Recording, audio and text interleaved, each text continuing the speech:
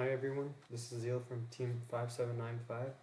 In this video, we're going to go over the basics of Creo. And in this video, we're going to go over specifically how to make a new file and also how to make sketches.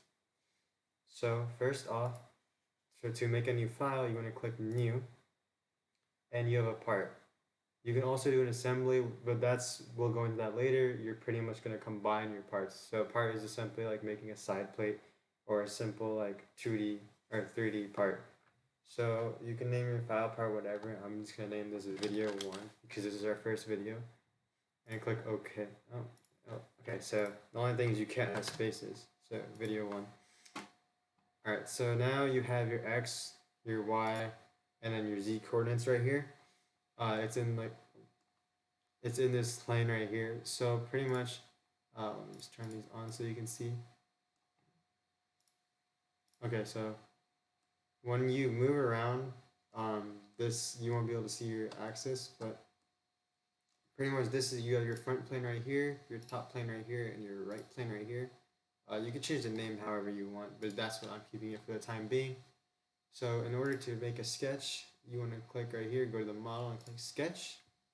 Shortcut is also, you can just click S and it'll take you to the same place. So now you can make a sketch on whichever plane you want, the front, the right, or the top. We're going to do the front for this portion and click sketch. Now on our front plane we have many different options, right? You have a line, you have a rectangle, you have a circle, you have an arc, ellipse, spline, a lot of other things, right? And when you click on a line, you can do a line chain or a line tangent, right? Rectangle, you have the many options you can do. So by doing that, there's many things that you can make out of these. Like you can make concentric 3-point circles.